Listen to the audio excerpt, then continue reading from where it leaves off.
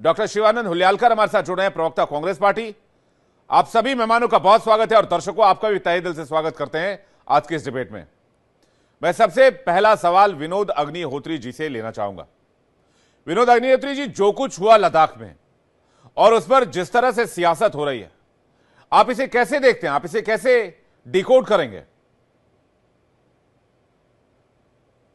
जब सत्ता प्रतिष्ठान कोई भी पार्टी हो, वो जनता के स्वरों की लगातार अनदेखी करेगा और चीजों को टालता रहेगा, समाधान को टालता रहेगा, तब इस तरह की हिंसक और अप्रिय और खराब प्रतिक्रियाएं हो सकती हैं, होती रही हैं पहले भी।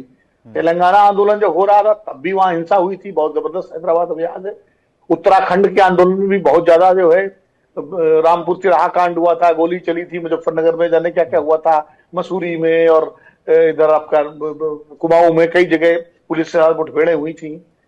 नॉर्थ ईस्ट में तो असम आंदोलन हम लोग गवाह हैं किस तरह से कहां तक चला गया था।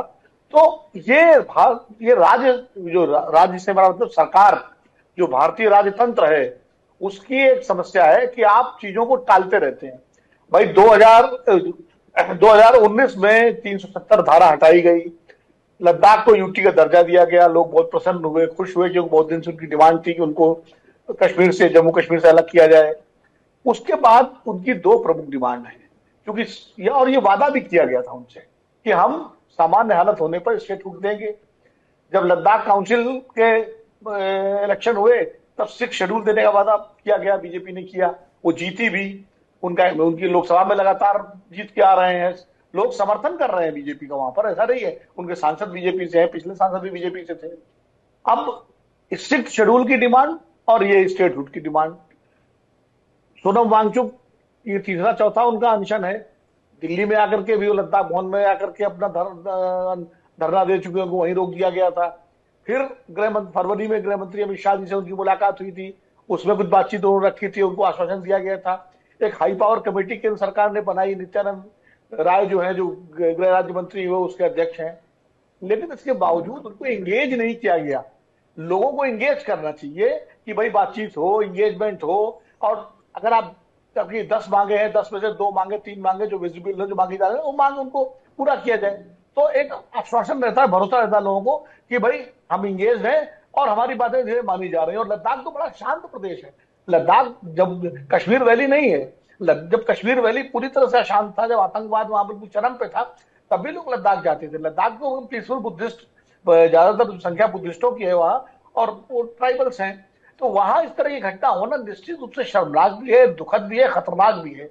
और ये इस पर केंद्र सरकार को जल्दी से जल्दी संज्ञान लेकर के इस मसले का कोई समाधान ऐसा निकाले जिससे लोगों की आकांक्षाएं भी पूरी हो और भारत की सुरक्षा भी खतरे में न पड़े और भारतीय राष्ट्र राज्य जो है वो मजबूत रहे। देखिए, राज्य बनाने से कोई देश कमजोर नहीं होता। उत्तराखंड बना, छोटा सा राज्य है, कोई बहुत बड़ा नहीं है। नॉर्थ ईस्ट के सारे राज्य वहां आबादी की दृष्टि से छोटे छोटे राज्य हैं, सब सीमावर्ती राज्य हैं। अगर डिमांड लगता है कि वाइबिलिटी है तो बनाइए, नहीं वाइबिलिटी है तो एक विधानसभा दे दीजिए, जैसे दिल्ली में विधानसभा है या पुडुचेरी में विधानसभा है। इस तरह कुछ रास्ता निकाला जा सकता है। और 6 शेड्यूल वाली मांग है, उसका स्टडी करा लीजिए, कमेटी बना दीजिए, अगर वो पैरामीटर्स पूरे करते हो तो उसमें देख लीजिए क्या हो सकता है। तो मुझे लगता है इस तरीके से चीजों को संभाला जा सकता है। अभी वक्त गया नहीं है, ये एक संकेत है, इसको इमीडिएट इस पर जो है ध्यान दे करके और इस दिशा में सरकार को कदम बढ़ाना चाहिए। विनोद जी, मेरे जहन में जहां तक मुझे याद है, हालांकि मैं छोटा था, 2 स्टेट बने थे, इनफैक्ट 3 बने थे, तेलंगाना, झारखंड, उत्तराखंड, साल 2000 में, और छत्तीसगढ़ एग्जैक्टली। तो छत्तीसगढ़, झारखंड और उत्तराखंड में तो मैंने नहीं देखा कि बहुत हाई तौबा मची और बहुत लंबा संघर्ष रहा। मांग बहुत लंबी रही, डिमांड बहुत लंबे समय से रहा और लोगों ने आंदोलन किया, लेकिन हिंसक नहीं किया।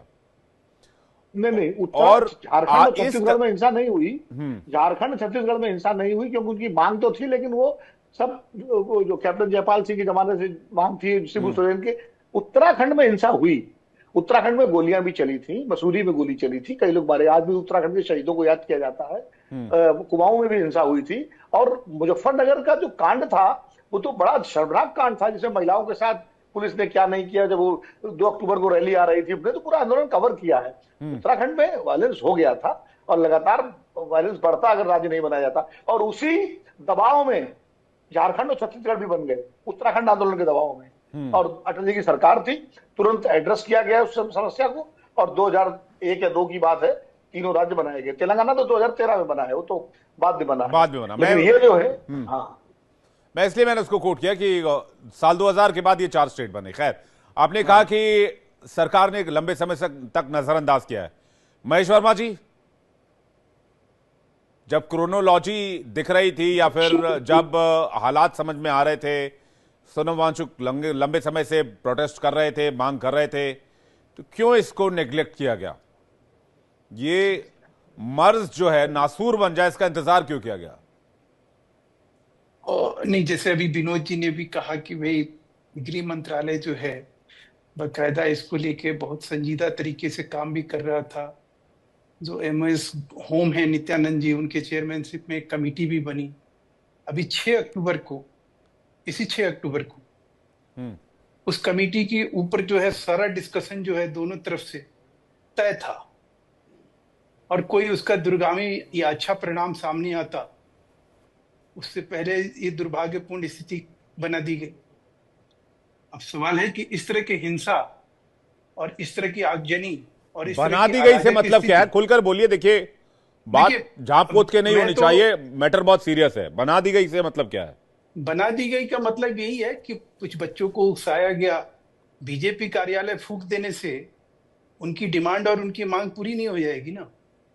उनकी मांग जो है स्वाभाविक रूप से समझ में आता है कि दुर्गम क्षेत्र है। दुर्गम क्षेत्र में जो एक राज्य के होने का मतलब क्या है कि भाई कम से कम जनप्रतिनिधि होते हैं, चीजों को समझते हैं, और जो सरकारी मशीनरी है उससे काम कराना आसान हो जाता है, सुलभ हो जाता है।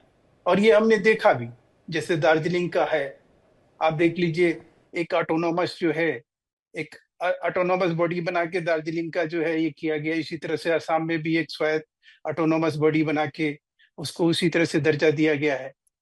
तो सवाल यह है कि ऐसे में अगर कोई प्रक्रिया चल रही थी और उसमें अगर ये बेसब्री आई, और सबको मालूम है, ऐसा नहीं है कि कोई मतलब इस तरह के हिंसक आंदोलन ना भी हो तो ये सरकार संवेदनशील नहीं। लद्दाख की मांग आज की नहीं है, बहुत पुरानी मांग थी। जम्मू कश्मीर से हटाने के लिए जो है कई आंदोलन यहाँ चले, लेकिन कभी ऐसा नहीं हुआ। अब जब मोदी सरकार ने ऐसा प्रयास किया, और उस प्रयास के बावजूद भी आज लद्दाख में जिस प्रकार से विकास हो रहा है, जिस प्रकार से वहाँ काम हो रहा है, जिस तरह से अभी विनोद जी ने कहा कि भाई हमें वहाँ कहीं जन समर्थन भी है। हमारे जो मैंने एक सांसद है तो वो भी हमारे ही बीजेपी के ही। तो ये सारी चीजें हमारे मतलब एक तरह से पक्ष में है। पक्ष में होने के बावजूद भी अगर आज ये अप्रिय घटना घटी है तो स्वाभाविक रूप से वो कहीं ना कहीं कोई साजिशन, जो कांग्रेस के लोग हैं वो इस देश में अशांति फैलाना चाहते हैं। उनका आज की डेट में सबसे बड़ा टारगेट, अब उनका नेता ही कहता है कि जैन जी की तरह जो है हम काम करने के ऊपर सोचेंगे, हम जैन जी की तरह जो है प्लान कर रहे हैं, योजना कर रहे हैं।